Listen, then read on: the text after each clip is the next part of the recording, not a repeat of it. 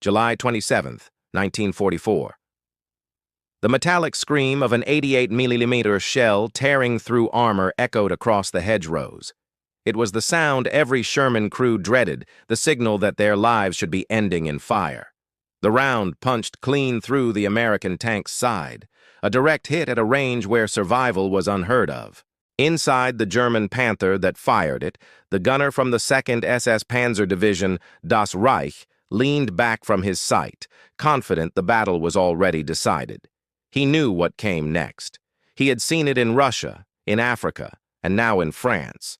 The sudden burst of flame, the violent eruption of smoke, and the cries of men who never had a chance to escape.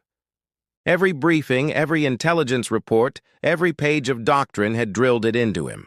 The Sherman was a death trap. One hit, one spark, and the tank became a rolling furnace.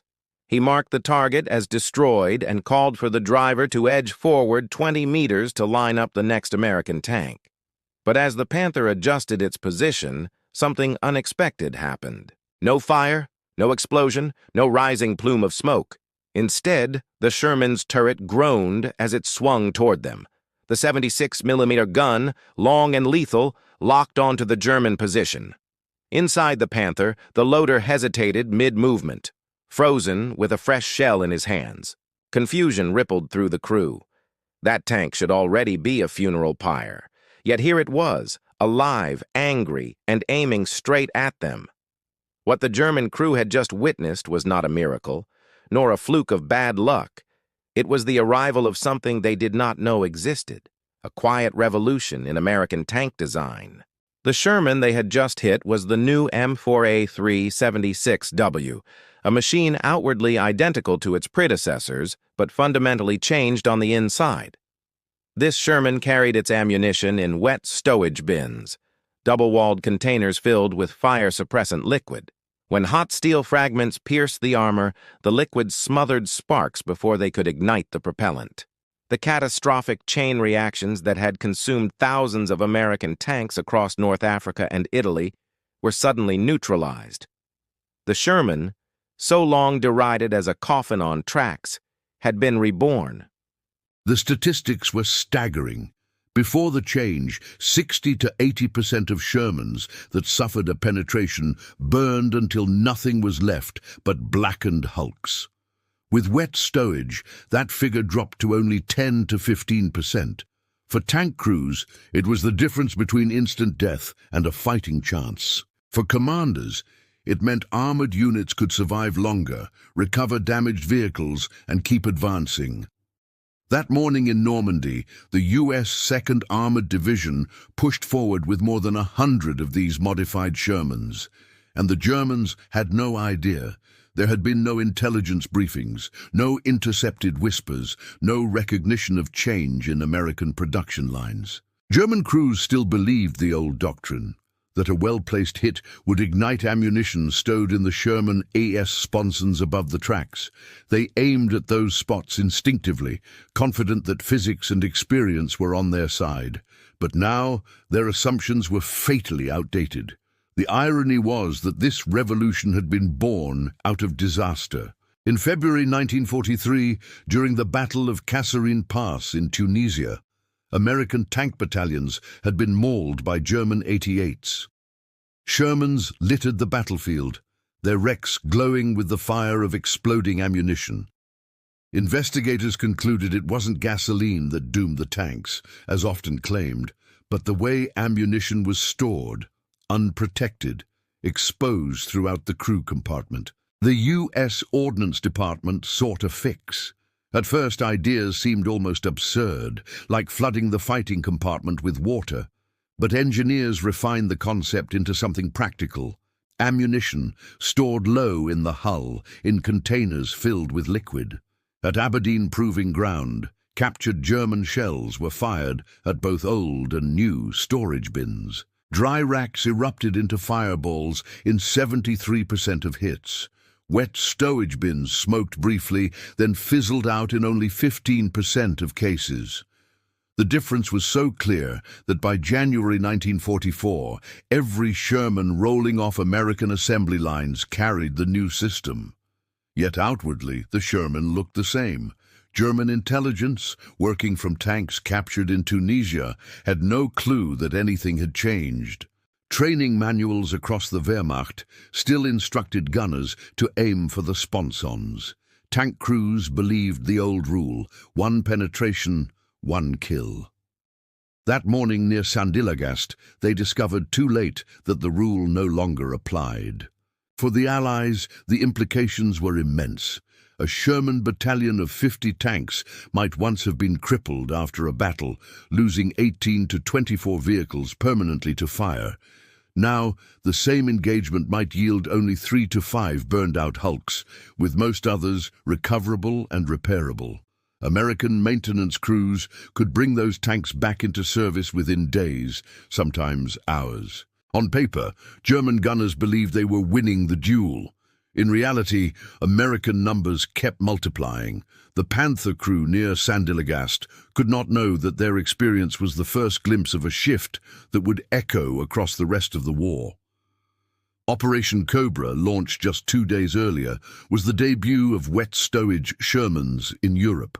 From that moment forward, every major U.S. armored push, from Normandy's hedgerows to the Ardennes to the final thrust into Germany, would be powered by tanks that refused to die the way they once had. The Battle of Normandy is remembered for its sweeping air bombardments and bloody infantry fighting, but hidden beneath it was a quieter transformation. A modification invisible to German eyes had made the Sherman more than just a target. It made it resilient.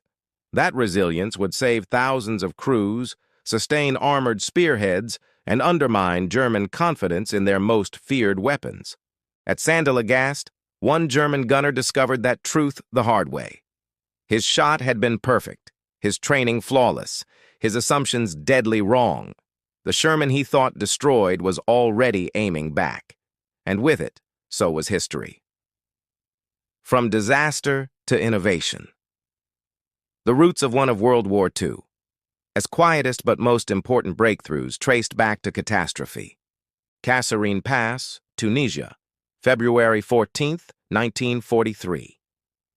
The American II Corps met German armor in its first major clash with the seasoned veterans of the Africa Corps. What unfolded was a brutal lesson. Across the dusty ridges and valleys, black smoke rose from wrecked Sherman tanks. German 88mm guns, both towed and mounted on Tiger tanks, tore through American armor with frightening ease. Out of roughly 300 Shermans that rolled into battle, 183 were lost. Most did not simply stop moving. They erupted into towering fires that incinerated their crews in seconds. The scale of the losses shocked observers. British analysts studying the battlefield reported that 65% of destroyed Shermans burned until they were skeletal husks. American investigators came back with even higher figures, as much as 80%. To soldiers, the verdict was simple. The Sherman was a death trap, but technical officers dug deeper. Popular rumor blamed gasoline engines, reinforcing the myth that petrol-powered tanks were inherently more dangerous than their German diesel-fueled counterparts. Yet metallurgical studies told another story. The culprit wasn't the fuel at all, it was the ammunition. Each Sherman carried more than 70 rounds of 75mm shells stored openly around the fighting compartment. Penetrating rounds sent superheated fragments of steel whipping through the interior. When they touched off propellant bags or shell casings, the result was a chain reaction that turned the tank into an oven. The problem was urgent. Without a fix, American crews would continue to fight with the grim knowledge that a single hit meant a fiery death. In late 1943, the Ordnance Department searched desperately for answers, and the breakthrough came from an unexpected direction. In November of that year, a DuPont chemical engineer suggested something radical. Surround the ammunition with liquid. At first, the idea bordered on absurd. One proposal even envisioned flooding the entire crew compartment with water, a scheme so impractical that it was quickly discarded. But the underlying principle was sound. If sparks could be quenched before they ignited the propellant, catastrophic fires could be prevented. Engineers refined the concept into something workable, Instead of exposing shells around the hull walls, they designed double-walled ammunition bins recessed into the floor of the fighting compartment. Each bin was filled with a fire-suppressant liquid, essentially a glycol-based mixture, that surrounded the shells on all sides. When red-hot fragments pierced the armor, the liquid absorbed the heat, smothering sparks before they could become infernos. By January 1944, the first Wet-Stowage Shermans rolled off American production lines. They looked identical to older models from the outside, but on the inside they represented a fundamental shift. Testing at Aberdeen Proving Ground soon confirmed what theory predicted. When German shells struck tanks with traditional dry storage, fires erupted in 73% of trials. When they hit tanks with wet stowage bins, the figure fell dramatically to only 15%. The results were so decisive that the Army ordered the system standardized on every new Sherman. The implications were enormous. For crews, it meant hope. A penetration no longer meant certain immolation. Men who once had only seconds to escape now had time to fight back or bail out. Survivability rose, and with it morale. For commanders, it meant their armored strength could be preserved. Tanks hit in battle were far more likely to be recovered, repaired, and returned to service. The Sherman would never be invulnerable. German guns still outmatched it in firepower and armor. But thanks to a lesson written in fire at Kasserine Pass and solved by a chemical engineer S. Insight, the American tank was no longer a coffin on tracks. It had become something far more dangerous to the enemy, a machine that could take a hit and keep fighting. The blind spot of German tank doctrine. German technical intelligence never caught up with the quiet revolution in American tank design. Their understanding of the Sherman came from vehicles captured in North Africa during 1942 and early 1943. These were older models with dry ammunition racks, shells stored openly along the sponsons above the tracks. When hit, the rounds ignited in devastating chain reactions.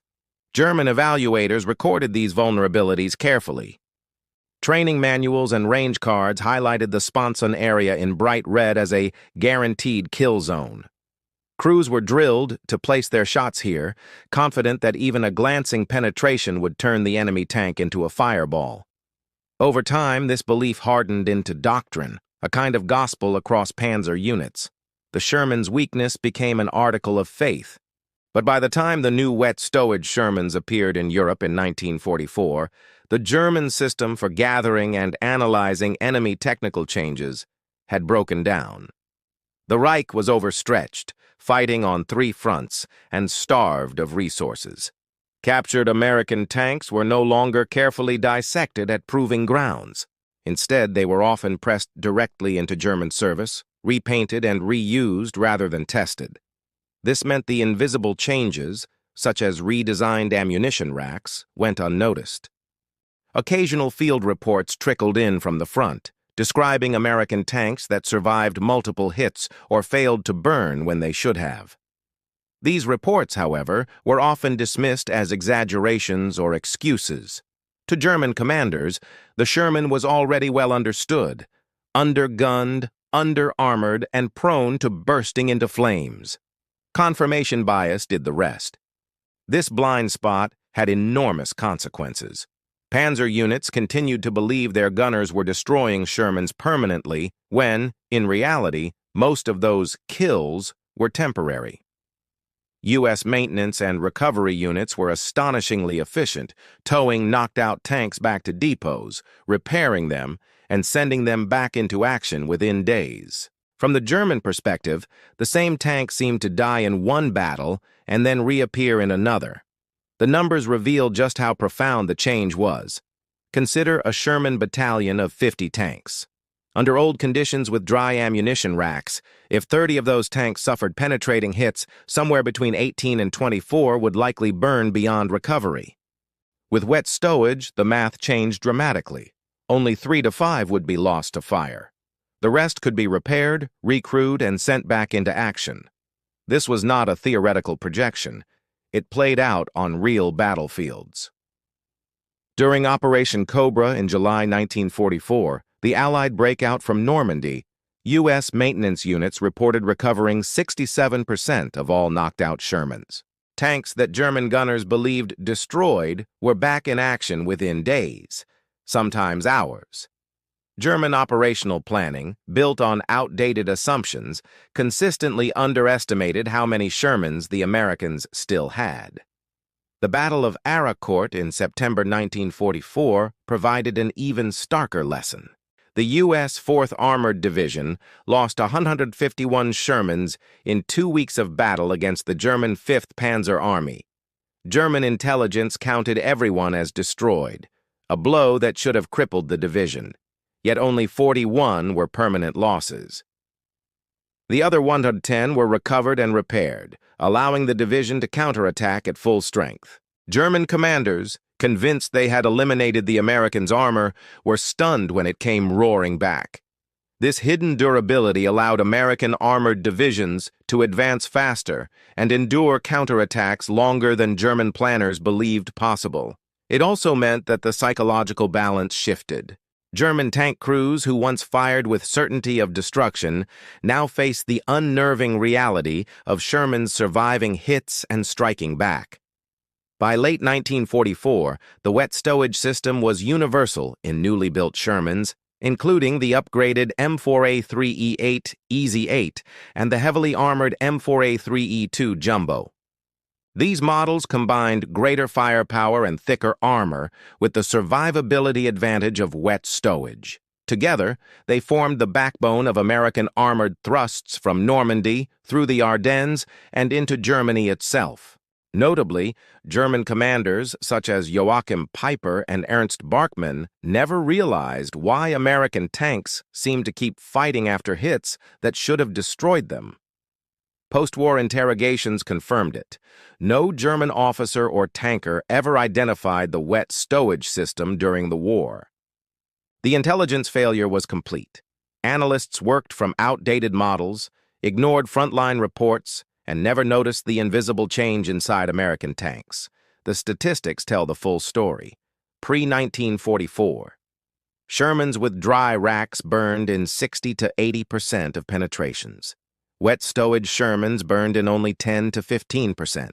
This modification saved thousands of American crews, preserved entire battalions in the fight, and multiplied U.S. armored strength across Europe.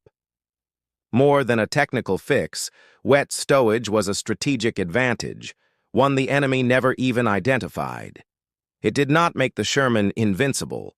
German guns could still knock them out, and Panthers or Tigers still outclassed them in a duel. But by removing the tank's deadliest weakness, it transformed the Sherman from a so-called death trap into a weapon of relentless endurance. The Germans thought they knew their enemy. In truth, they were fighting the wrong war with the wrong assumptions.